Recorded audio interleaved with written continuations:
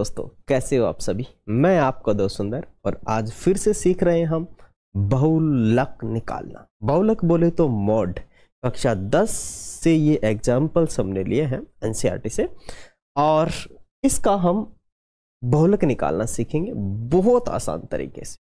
और मैं आप लोगों को एक एक चीज इसमें सिखाने वाला हूं। यदि आप लोग हमारे इस चैनल से पहली बार जुड़े हैं तो चैनल को लाइक कर देंगे, शेयर कर देंगे, सब्सक्राइब कर देंगे और एक प्यारा सा कमेंट डाल देंगे, ठीक है ना। आ जाइए, बिना किसी देरी के मॉड सीख लीजिए। बहुलक बोले तो भाई मॉड। अब जब भी भाई हमें बहुलक निकालना हो तो सबसे पहले हमें पता करना है कि दिए गए बंटन बारंबारता में बहुलक वर्ग कौन सा है। तो बहुलक वर्ग वह होता है जिसकी सबसे ज्यादा बारंबारता हो। मानी बहुलक वर्ग वह होता है जिसकी सबसे ज्यादा बारंबारता हो। तो सबसे ज्यादा किसकी बारंबारता है, चेक करो, यही है। इधर होता है एफ आई मानी बारंबारता, ये होता है आपका एक्स आई बोले तो वर्ग अंतराल। अब यहां देखना है अपने को, तो सबसे ज्यादा बार कौन आया, 8। सबसे ज्यादा कौन है, 8। इससे ज्यादा कोई नहीं है ना, कोई नहीं। तो ये पूरा वर्ग ही क्या है, आपका बहुलक वाला वर्ग। ये पूरा वर्ग ही कौन सा है, आपका बहुलक वर्ग है, ठीक है। अब बहुलक वर्ग तो पता लग गया, अब बहुलक निकाले कैसे, तो देखो भाई, अगर अपने पास अवर्गीकृत बंटन बारंबारता होती तो उसका आंसर निकाला बड़ा ही आसान होता। लेकिन अभी अपने पास अवर्गीकृत बंटन बारंबारता न होकर वर्गीकृत बंटन बारंबारता है। तो इसका बहुलक निकालने के लिए हमें एक सूत्र लगाना पड़ेगा। अवर्गीकृत बंटन बारंबारता में सूत्र लगाने की जरूरत नहीं, जो सबसे ज्यादा बार आया वही बहुलक कहलाया। लेकिन यहां पर जो सबसे ज्यादा बार आया वो बहुलक वर्ग कहलाया। और फॉर्मूला है बहुलक का कौन सा, ये वाला, ये वाला, ये वाला, ये वाला बहुवालक। थोड़ा सा मैं छोटा कर लो इसे, ठीक है। तो बहुलक, बहुलक बराबर है आपका एल। एल में बताऊंगा क्या होता है, F1 माइनस F0 बटे में, थोड़ा सा मैं इधर ही लिख दूं, है ना, ठीक है। तो बहुलक, बहुलक बराबर एल क्या होता है मैं बताऊंगा आपको। F1 क्या होता है ये भी बताऊंगा, F0 क्या होता है ये भी बताऊंगा, 2F1 क्या होता है ये भी बताऊंगा, F0 क्या होता है ये भी बताऊंगा और F2 क्या होता है ये भी बताऊंगा। और यहां आएगा आपका H, ये भी मैं बताऊंगा, ठीक है। तो मैं आपको ये सब चीजें बोल के ही बताने वाला हूं कि L क्या होता है। सबसे पहले L होता है बहुलक वर्ग की निम्नतम सीमा, ठीक है ना। ये रहा आपका बहुलक वर्ग और ये इसकी निम्नतम सीमा, है ना। ये आपका बहुलक वर्ग है और ये इसकी निम्नतम सीमा है। ये है आपका L 50, ठीक है। बहुलक वर्ग की निम्नतम सीमा, बहुलक वर्ग की निम्नतम सीमा L, है ना। मैं यहां लिख देता हूं बहुलक वर्ग की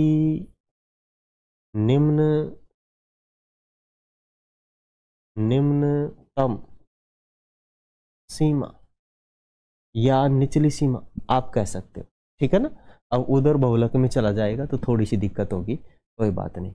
उसके बाद मैं बताऊंगा आपको H क्या होता है। H जो कि यहां पे आ रखा है ना फॉर्मूले में, वो H क्या होता है, H होता है बहुलक वर्ग के वर्ग का अंतराल, ठीक है, जो कि सभी में समान होना चाहिए वैसे, या फिर बहुलक वर्ग के वर्ग का अंतराल, ठीक है। तो बहुलक वर्ग क्या है, ये रहा, और इसके वर्ग का अंतराल कितना है, मानी 55 में से 50 कम करो, मानी 55 में से 50 आप घटाओगे, ठीक है ना।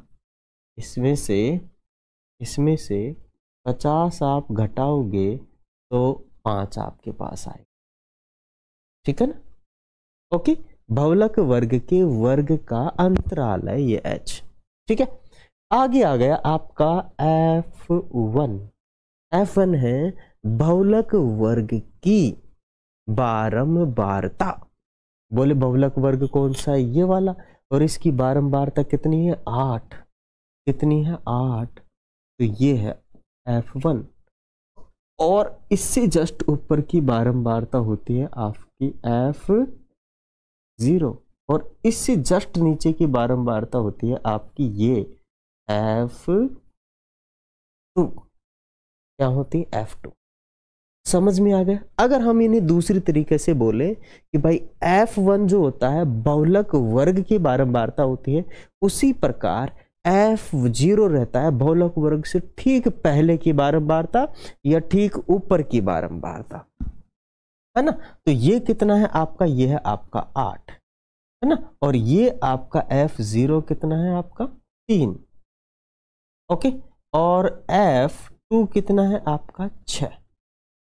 समझ में आ गया मैंने क्या बोला? ये है बहुलक वर्ग की बारंबारता। F0 होता है बहुलक वर्ग से ठीक ऊपर वाली या ठीक पहले वाली बारंबारता। F2 होता है बहुलक वर्ग के ठीक बाद वाली बारंबारता। ठीक है, अब क्या बचा? बस कुछ बचा नहीं है, सीधा फॉर्मूले में रखो और आंसर करो। चलो मैं यहां खींचता हूं लाइन।